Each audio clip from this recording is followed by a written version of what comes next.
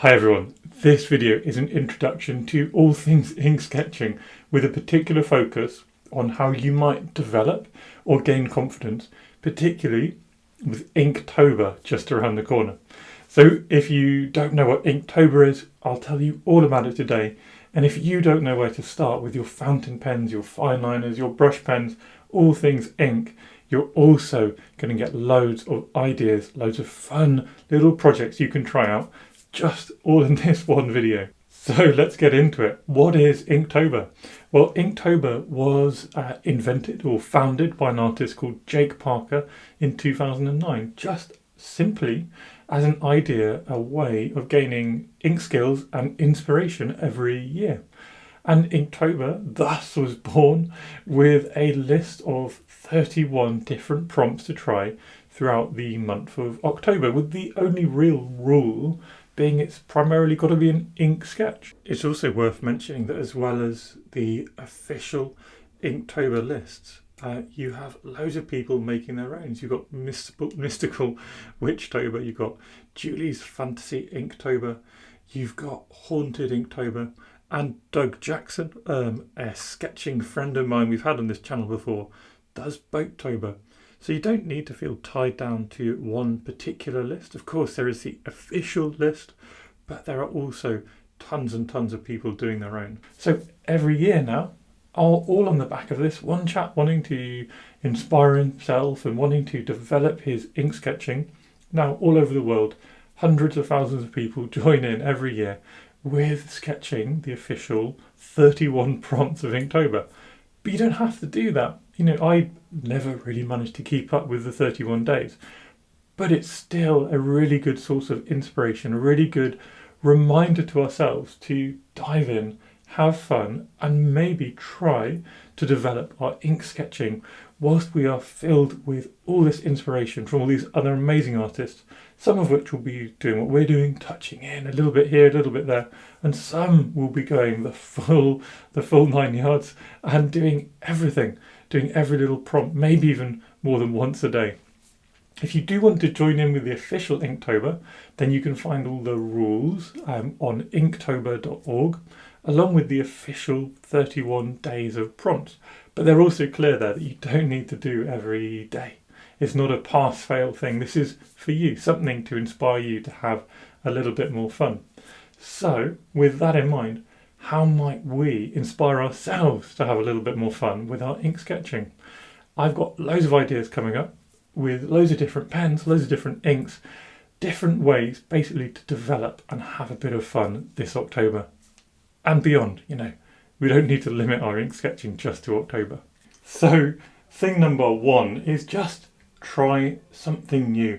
What I mean is try a new subject, because, you know, I used to be known especially for urban sketching.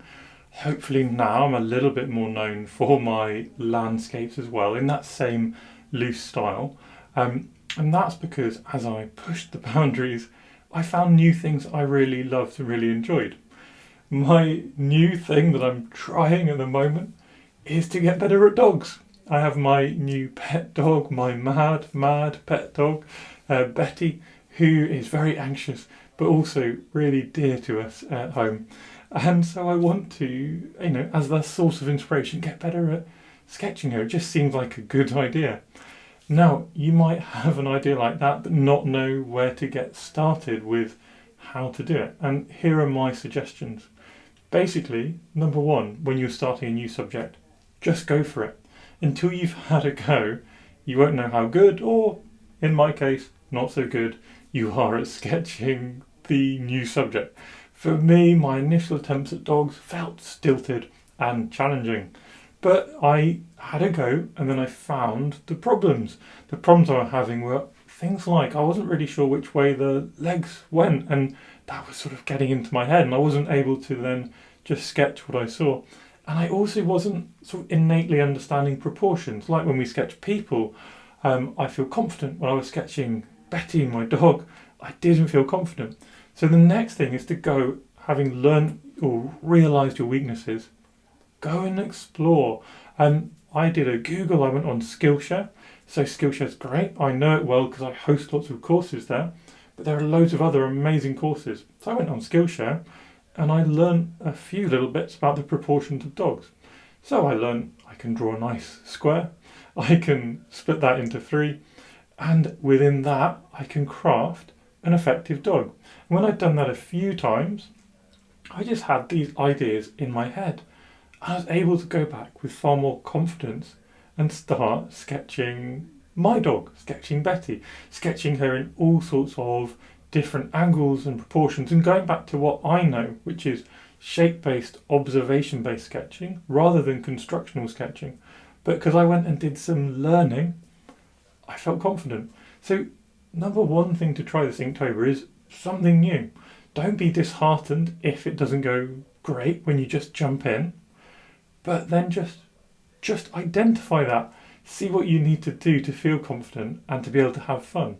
And I'm not the best dog sketcher, but I now, after a few weeks of dibbling and dabbling here and there, I feel good doing it. It brings me a source of joy. Now, having tried a new subject, perhaps something else you want to do is try some new tools, and there are loads and loads out there. Now, I'm not going to bore you with fountain pens, which are my favourite yet, because I'll be showing them later. But there are loads of other great options. Fine liners produce these neat, specific lines, and you can vary the thickness by varying the pen. Few day pens produce amazing, flowing, calligraphy-like lines, and that can make even an apple astonishingly beautiful so quickly. But they're brilliant as well for urban sketching, creating immediate contrast.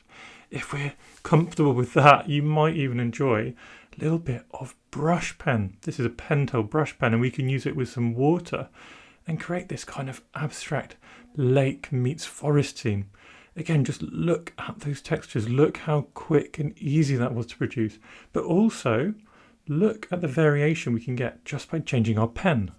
For me, there's a huge impact and a very positive impact of using more flexible tools. Now, this is clearly a sketch where I'm exaggerating to make the point. But look what happens when I go from a fine liner, producing a sort of stilted set of simple shapes, through to using a few day pen, where it naturally bends and flex and produces a dramatic character straight away. Similarly, we can have a lot of fun with things like dip pens.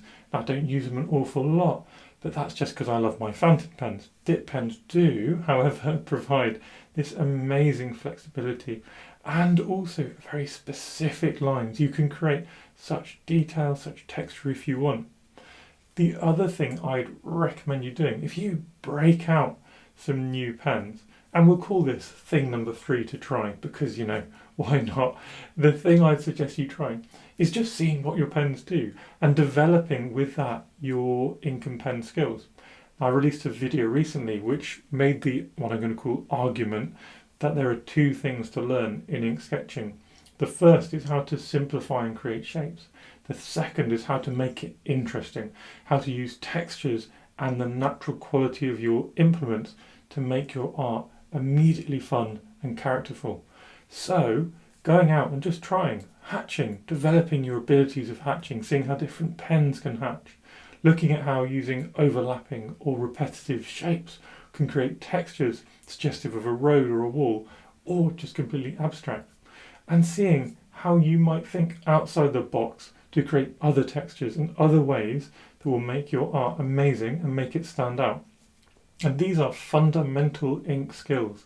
They are fun to try, fun to play with, but also fundamental and will make your art instantly 10 times, 100 times better just through thinking about these simple things as you're sketching instead of sketching and then thinking about them.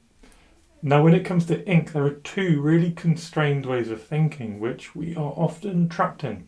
And Inktober is as good a time as any to start breaking out of those 2 really constraining ways of thinking. And what are those things? Well, of course, they are, number 1, that ink has to be black or blue. And of course it doesn't. There are loads of colours of ink there. We can go back to our little dip pen sketch and we can add some simple hatching using fun colours, a little bit of orange and a kind of ruby or scarlet red. And these silly touches, they're abstract, but they add something. And this is the month, this is the time when you can start playing with these concepts. We could also just break out a tub of coloured fine liners and create something abstract. I love doodle sketching, that's exactly what this is. We're just doodling my breakfast with different colours. No plan, no thought, seeing what happens and discovering how maybe colours actually can enliven a sketch, but also, admittedly, discovering ways I don't like them. They're not that effective in certain places. Now, the other constrained way of thinking is that ink is all about lines. And it is often. Often we use our ink for line work, but we use it for textures. We use it to create those hatchings that we've already had a look at. And I also, if you were sort of paying close attention, have shown you a couple of times that it's not just about that. Ink works so well with water. Ink is water soluble unless we specifically go out and buy waterproof ink, which is hard to find and more expensive. Now, I have done videos on waterproof ink. You'll find them linked in the description below. And I love it. I use it most of the time when I'm sketching with watercolours. But when I'm sketching with ink, I prefer water-soluble ink. Because look, we can create this quick scene, add a little wash of water, and underneath it comes to life. A few little touches here, a few bits there. We can do some splashing on as well. But it's not just that. Remember, ink isn't just black. Why not add some other colours in there? Why not use our fountain pens as little watercolour reservoirs? We can just pick the ink straight up with our brush. There are loads of ways that we can actually make our inks work for us. And this is the time to have a go, have a play and see what happens. And if you're interested in more ideas, then check out the description below this video. I've linked loads of different ink-specific tutorials, as well as the Inktober website, so that you can join in, have fun, develop your ink sketching skills this year. So thank you everyone for watching my little sketching videos. If you enjoy my content, please do subscribe to my channel because it makes me really, really happy. Thanks again.